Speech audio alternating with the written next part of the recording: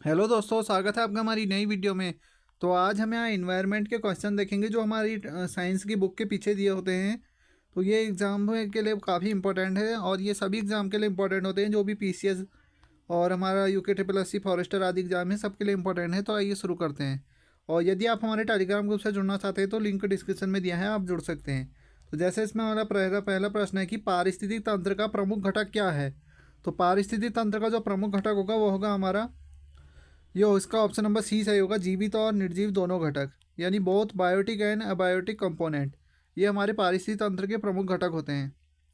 तो एक पारिस्थितिक तंत्र में जीवित यानी जैसे पौधे, जानवर, और निर्जीव जैसे जल, वायु, प्रकाश दोनों मिलकर कार्य करते हैं। तो ये इकोसिस्टम कहलाता है हमारा पारिस्थितिक तंत्र।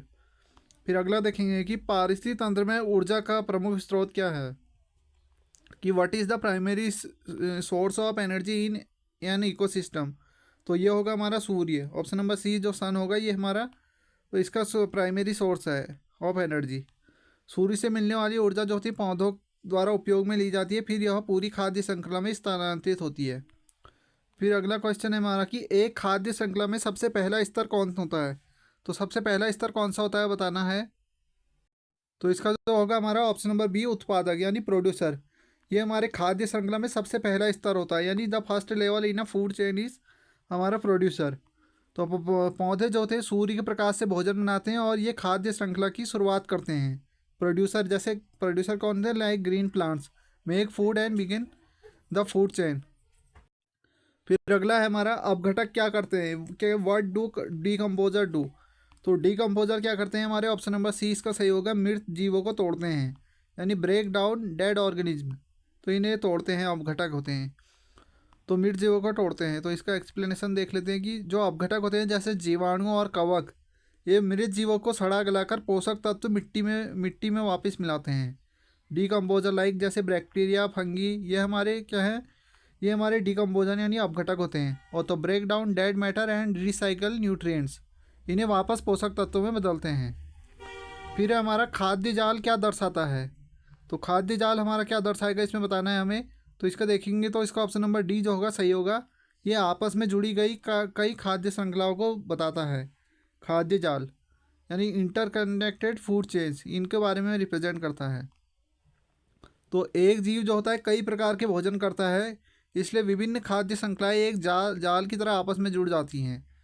तो इससे देख सकते हैं इसका जो सही आंसर होगा फूड फूड जाल यानी खाद्य जाल। तो ये हमारा जो होगा आपस में जुड़ी कई खाद्य श्रृंखलाएं होती हैं, इंटरकनेक्टेड फूड चेन। फिर हमारे खाद्य श्रृंखला में ऊर्जा का प्रवाह होता है। तो ऊर्जा का प्रवाह कैसे होता है बताना है इसमें। तो इसमें जो सही आंसर होगा हमारा ऑप्शन नंबर सी, उत्पादक से उपभोक्ताओं की ओर, यानी प्रोड्यूसर टू कंज्यूमर, उत्पादक से उपभोक्ता की ओर होता है। तो सभी ऊर्जा का स्रोत जो है हमारा सूर्य है और पहले उत्पादकों को मिलती है फिर उपभोक्ताओं को। तो ये हमारे उत्पादक से उपभोक्ता की तरफ होता है। फिर हमारा प्रश्न है कि उपभोक्ताओं को कितने प्रकारों में बांटा गया है, यानी how many type of consumer are there. तो यहाँ होते हैं जो तीन तरह के हमारे प्रकार होते हैं, प्राइमरी, सेकेंडरी और टर्सरी, यानी प्राथमिक, द्वितीयक और तृतीयक। तो देख सकते हैं उपभोक्ता के प्रकार जैसे प्राथमिक, द्वितीयक और तृतीयक, या इन्हें हम अलग नाम से भी बोल सकते हैं, प्राथमिक, द्वितीय, तृतीयक को। कंज्यूमर आर देयर है प्राइमरी, सेकेंडरी या टर्सरी। फिर जैसे हम खाद्य श्रृंखला के ऊर्जा स्थानांतरण कितना प्रतिशत होता है, यानी जो हमारा how much energy transfer at each level in a food chain. तो इसका जो सही आंसर होगा वो होगा हमारा 10%। 10% होता है। देख सकते हैं 10% नियम के अनुसार केवल 10% ऊर्जा जो होती है अगले ट्रॉपिक स्तर पर जाती है, बाकी जो 90% होती है नष्ट हो जाती है हमारी। तो according 10% law, 10% energy passed to the next level, rest is lost as heat. फिर है ओजोन परत क्षरण का मुख्य कारण किसके कारण होता है। तो ये हमने बहुत बार देख लिया, CFC यानी क्लोरोफ्लोरोकार्बन, इसके कारण जो ओजोन परत का क्षरण होता है इसका मुख्य कारण है।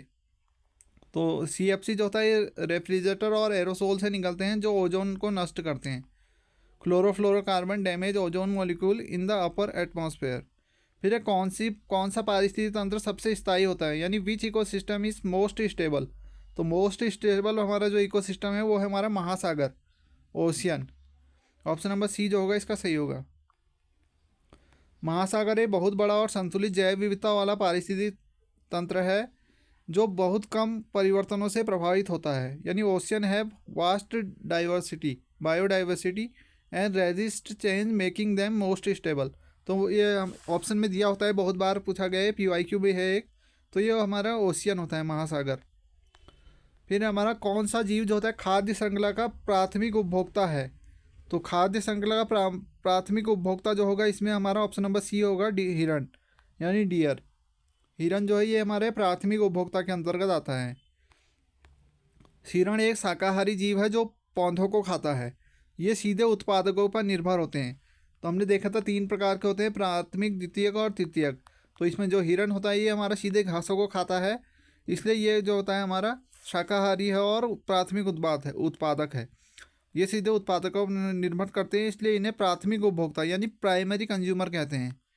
तो deer eats plant directly, so it's primary consumer in the food chain. फिर हमारा वनों की कटाई का प्रमुख प्रभाव क्या है? तो इससे जो हमारा प्रमुख प्रभाव मिल रहा है वो क्या हो रहा है बताना है। तो इसका जो सही आंसर होगा वो होगा हमारा ऑप्शन नंबर बी, मृदा अपरदन। क्या हो रहा है? मिट्टी का कटाव हो रहा है, यानी सॉइल इरोशन। पेड़ों को काट रहे हैं तो इससे जो मिट्टी हो रही है उसके कटाव हो जा रहा है, जिसे भूस्खलन भी बोलते हैं। ये मिट्टी का कटाव को भूस्खलन बोलते हैं या मृदा अपरदन बोलते हैं। तो पेड़ जो होते हैं मिट्टी की जड़ों को पकड़ के रखते हैं, और वनों की कटाई से जो होते हैं यह पकड़ कमज़ोर हो जाती है और मिट्टी बह जाती है, जिसे मृदा अपरदन कहते हैं। फिर हमारा निम्न में से कौन सा एक प्राकृतिक पारिस्थितिक तंत्र नहीं है? तो इसमें से बताना है कि विच of the following is not a natural ecosystem. तो नेचुरल इसमें से कौन सा नहीं होगा? ऑप्शन नंबर बी, मछली पालन तालाब। क्यों नहीं होगा? जैसे हम ये मछली पालन तालाब मानव निर्मित है, यानी हमारे मानव द्वारा बनाया गया है। बाकी तालाब, समुद्र जल, ये हमारा जो है प्राकृतिक पारिस्थितिक तंत्र है। तो मछली जो है पालन इंसानों द्वारा बनाया, यानी आर्टिफिशियल कृत्रिम पारिस्थितिक तंत्र है। बाकी 3 जो है ये हमारे नेचुरल हैं। फिर ऊर्जा पिरामिड में सबसे नीचे कौन होता है? तो who is at the bottom of the energy pyramid. तो इसमें जो होगा वो होगा हमारा उत्पादक। जो प्रोड्यूसर होते हैं ये सबसे नीचे होंगे, उत्पादक इसका सही होगा। तो देख सकते हैं उत्पादक जैसे पौधे जो सूर्य की ऊर्जा से अपना भोजन बनाते हैं, और पिरामिड की नींव होते हैं, यानी बेस से सबसे नीचे बॉटम में यही होते हैं, बेस ऑफ द पिरामिड। फिर किस गैस का स्तर बढ़ने से ग्लोबल वार्मिंग हो रही है? तो ये निम्न में से देखेंगे तो इसमें कार्बन डाइऑक्साइड जो है, इस गैस के बढ़ने से हमारी ग्लोबल वार्मिंग हो रही है। तो CO2 जो है ग्रीन हाउस गैस है जो ऊष्मा को वायुमंडल में फंसाती है, जिससे तापमान बढ़ता है। तो carbon dioxide traps heats and cause global warming. फिर निम्न में से कौन जैव सन्निकर्षण यानी बायो एक्यूमुलेशन का उदाहरण है? तो इसका कौन सा हमारा उदाहरण होगा बताना है। तो जैव सन्निकर्षण जो होगा ये हमारा ऑप्शन नंबर बी होगा, मछली में पारा का जमाव। इसका सही आंसर होगा मछली में पारा का जमाव। तो पारा जैसे जहरीले पदार्थ धीरे धीरे जीवों के शरीर में जमा हो जाते हैं, यही जैव सन्निकर्षण है। Toxic substance like mercury build up in organism over time called bio accumulation. तो जैव सन्निकर्षण यही है। तो इसमें क्या होगा? मछली में पारा का जमाव। फिर अपघटक जीवों में शामिल है, यानी इसमें अपघटक कौन है बताना है हमें। तो इसे अभी देखा होता हमने, कवक और जीवाणु यानी फंगी एंड बैक्टीरिया जो होते हैं ये हमारे डिकम्पोजर होते हैं। तो अपघटक जो होते हैं मृत जीवों को तोड़कर उन्हें पोषक तत्व मिट्टी में मिलाते हैं। ये प्रकृति की सफाई कर्मी होते हैं। तो decomposer break down dead matter and recycle nutrients into the soil. तो ये हमारे सॉइल के लिए काफ़ी इंपॉर्टेंट होते हैं, और एग्रीकल्चर्स में भी ये बहुत यूज होते हैं अपघटक। फिर हमारा ओजोन परत पृथ्वी की रक्षा किससे करती है? तो ये बहुत बेसिक क्वेश्चन है हमारा, किससे करती है? Option number B, UV rays यानी पराबैंगनी किरणों से करती हैं। ओजोन परत सूर्य की हानिकारक UV किरणों को पृथ्वी पर आने से रोकती है। और जो ओजोन परत कहाँ पाई जाती है? हमारी समताप मंडल में पाई जाती है। फिर है वायुमंडलीय प्रदूषकों में कौन प्रमुख है, यानी इनमें से हमारा कौन प्रमुख होगा बताना है। तो इसमें से देखेंगे तो ऑप्शन नंबर ए जो CO2 है ये हमारा प्रमुख होगा। What is the major atmospheric pollutant, यानी प्रदूषक कौन सा है? तो CO2 होगा। तो CO2 जो होता है जीवाश्म ईंधनों के जलने से निकलती है और वायुमंडल में प्रदूषण तथा ग्लोबल वार्मिंग का कारण बनाती है। तो carbon dioxide a major pollutant released from burning fossil fuels, हमारे ईंधनों से निकलती है। फिर हरित गृह प्रभाव यानी ग्रीन हाउस इफेक्ट का कारण क्या है? तो ग्रीन हाउस इसका जो कारण होगा वो होगा हमारा ऑप्शन नंबर बी, कार्बन गैसों का संचित होना। यानी एक्यूमुलेशन ऑफ कार्बन गैसेस, इसके कारण ग्लोबल वार्मिंग हो रही है। तो कार्बन डाइऑक्साइड, मीथेन जैसी गैसें जो होती है वो ऊष्मा को रोकती हैं और पृथ्वी को गर्म बनाती है। तो carbon gas trap heat in the atmosphere and cause green house effect, तो ग्रीन हाउस इफेक्ट को बनाती है हमारा। इसको ग्रीन हाउस इफेक्ट है, इसका कारण है, इसका क्या कारण है? कार्बन गैसों का संचित होना। फिर हमारा कौन सा कथन जैव अपघटक यानी बायोडिग्रेडेबल अपशिष्ट के बारे में सही है? तो जैव अपघटक जो होता है इसके बारे में कौन सा कथन सही है बताना है हमें। तो देखेंगे तो इसका जो सही होगा वो होगा हमारा यौन सूक्ष्म जीव द्वारा विघटित हो सकता है, यानी ऑप्शन नंबर सी जो होगा इसका सही होगा। तो जैव अपघटक पदार्थ जैसे फल के छिलके या गोबर आदि सूक्ष्म जीवों द्वारा विघटित हो जाते हैं। तो ये हमारे जैव अपघटक होते हैं, इन्हें याद कर सकते हैं, जो हमारे विघटित हो जाते हैं सूक्ष्म जीवों द्वारा। जैसे उदाहरण फल के छिलके, गोबर सूक्ष्म जीव द्वारा जो होते हैं विघटित हो जाते हैं। तो biodegradable waste can be broken down by microbes into simpler substance, यानी सूक्ष्म जीवों द्वारा विघटित हो जाते हैं। फिर हमारा एक पारिस्थितिक तंत्र में सभी जीवों और उनके वातावरणों के बीच में क्या संबंध होता है?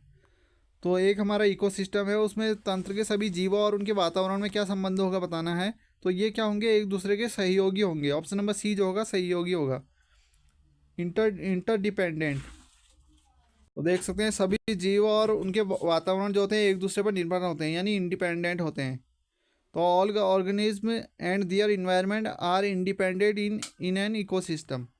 फिर किस प्रकार का प्रदूषण सबसे अधिक जनसंख्या वृद्धि से जुड़ा है? तो वो होगा हमारा वायु प्रदूषण यानी एयर पॉल्यूशन। ये हमारा सबसे अधिक जनसंख्या वृद्धि से जुड़ा है। तो जनसंख्या वृद्धि से क्या हो रहा है? हमारे वाहनों, उद्योगों की संख्या बढ़ रही है, जिससे वायु प्रदूषण हो रहा है।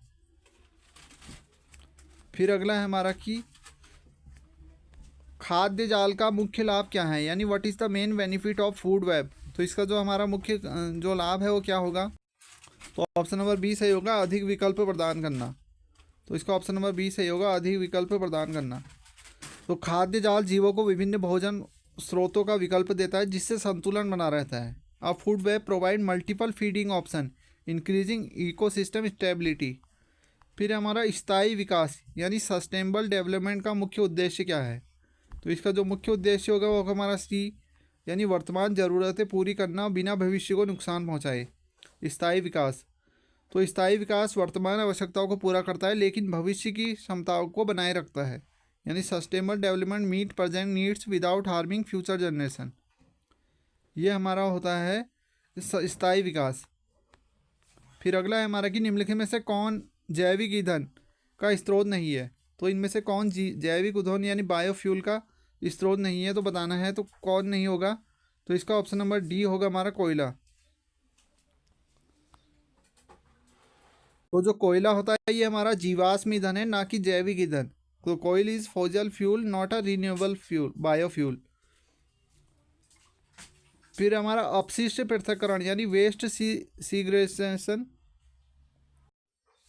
सिग्रीगेशन का मुख्य लाभ क्या है? तो इसका मुख्य लाभ क्या होगा, यानी अपशिष्ट पृथक्करण का मुख्य लाभ क्या होगा? सी, कि अपशिष्ट को पुनः उपयोग, यानी अपशिष्ट जो हमारा वेस्ट है इसका दोबारा यूज़ करना, यही हमारा अपशिष्ट पृथक्करण होता है। इसका जो मुख्य लाभ है वो है सूखा और गीला कचरा अलग करने की रिसाइकलिंग और पुनः उपयोग आसान होता है, इसे हम दोबारा रिसाइकल कर सकते हैं। फिर अगला है हमारा कि कौन सी प्रक्रिया कार्बन डाइऑक्साइड को वातावरण से हटाती है? तो ये प्रकाश संश्लेषण जो होती है ये कार्बन डाइऑक्साइड को वातावरण से हटाती है, फोटोसिंथेसिस। फिर हमारा निम्नलिखित में से कौन सा एक हरित गृह गैस यानी ग्रीन हाउस गैस नहीं है, यानी which of the following is not a green house gas. तो नाइट्रोजन जो होती है ये हमारी एक ग्रीन हाउस गैस नहीं है, बाकी मीथेन, CO2 और नाइट्रस ऑक्साइड N2O ये हमारी ग्रीन हाउस गैसें होती। तो नाइट्रोजन वातावरण में मौजूद है पर यह ग्रीन हाउस प्रभाव नहीं पैदा करती है।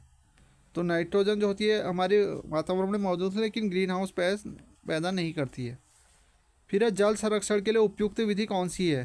तो हमारा अगर पानी को बताना है यानी वाटर कंजर्वेशन, तो इसके लिए जो होगा वर्षा जल संचयन।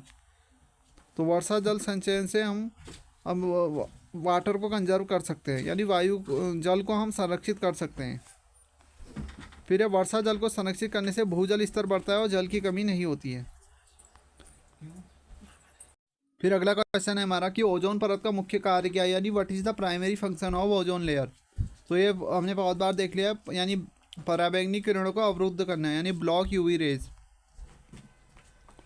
फिर अगला देखेंगे कि निम्नलिखित में से कौन सा एक जीव अपघटक है, यानी हमारा एक जीव अपघटक यानी डीकम्पोजर है। तो कौन सा ये डीवी हमारा होगा, तो ये अर्थवॉर्म यानी केंचुआ होगा। ये हमारा एक अपघटक है, जीव जो है अपघटक यानी डीकम्पोजर है। तो केंचुए मृत जीवों के अवशेषों को विघटित करके मिट्टी में पोषण लौटाते हैं। हमने कल भी देखा था वर्मी कंपोस्ट के लिए भी यूज होता है। फिर कौन सी प्रक्रिया पारिस्थितिक तंत्र में ऊर्जा का प्रवेश सुनिश्चित करती है, तो ये भी हमारा फोटोसिंथेसिस होगा, यानी प्रकाश संश्लेषण। तो सभी ऊर्जा का मूल स्रोत सूर्य है, जिसे पौधे प्रकाश संश्लेषण द्वारा ग्रहण करते हैं। फिर प्लास्टिक कचरा क्यों हानिकारक होता है, तो वाई इस प्लास्टिक वेस्ट इज हार्मफुल। क्यों होता है हार्मफुल, ये क्यों होता है, क्योंकि ये डिकम्पोज नहीं हो सकता है, यह अपघटित नहीं होता है, इसलिए यह हानिकारक होता है। तो प्लास्टिक सैकड़ों वर्षों तक विघटित नहीं होता, जिससे वह पर्यावरण में जमा हो जाता है। सबसे अधिक ऊर्जा किस स्तर की होती है, ऊर्जा पिरामिड में देखेंगे सबसे अधिक ऊर्जा किसकी होगी, तो ये हमारी होगी ऑप्शन नंबर डी, उत्पादक यानी प्रोड्यूसर की जो होगी, ये सबसे अधिक ऊर्जा इन्हीं की होगी। ऊर्जा पिरामिड में देखेंगे तो ऊर्जा पिरामिड का सबसे अधिक ऊर्जा उत्पादक जैसे पौधों के पास होती है। फिर कौन सी गैस ओजोन परत को नुकसान पहुंचाती है, तो इसका देखेंगे तो CFC यानी क्लोरोफ्लोरोकार्बन, ये ओजोन परत को नुकसान पहुंचाती है। फिर परपोषी की विशेषताएं क्या है, तो परपोषी जो होती है इसकी विशेषता क्या होती हैं, तो ये अब दूसरों पर निर्भर रहते हैं। परपोषी जो होते हैं ये हमारे दूसरों पर निर्भर रहते हैं। दे डिपेंडेंट ऑन अ होस्ट, ये अपने ही मेजबान पर निर्भर रहते हैं। तो परपोषी जैसे जूं, टैपवर्म जीवित मेजबान के पोषण प्राप्त करते हैं। फिर निम्न में से कौन सा साफ ऊर्जा स्रोत है, यानी क्लीन एनर्जी सोर्स है, तो इसमें क्लीन एनर्जी सोर्स जो होगा हमारा ऑप्शन नंबर सी, सौर ऊर्जा होगा। फिर एक खाद्य श्रृंखला में यदि सांप की संख्या घट जाए तो क्या प्रभाव होगा, तो इससे जो होगा मेढकों की संख्या बढ़ जाएगी। अगर सांप की संख्या घट रही है तो मेढकों की संख्या बढ़ जाएगी। सांप मेढकों खाते हैं, यदि सांप कम हुए तो मेढक ज़्यादा हो जाएंगे। फिर अगला क्वेश्चन है हमारा कि पारिस्थितिक तंत्र को संतुलित रखने के लिए कौन सा कार्य सबसे महत्वपूर्ण है, यानी which of the following is most important to maintain ecosystem balance. तो ये होगा हमारा वनों की रक्षा करना, यानी फॉरेस्ट कंजर्वेशन। ये हमारा इंपॉर्टेंट है, तभी हमारा इकोसिस्टम बैलेंस रह पाएगा। तो थैंक्स फॉर वॉचिंग, मिलते हैं अगली वीडियो में, तब तक के लिए goodbye. Please subscribe my channel, और अगर आपने इससे पहले की वीडियो नहीं देखे तो प्लेलिस्ट में जाके देख सकते हैं।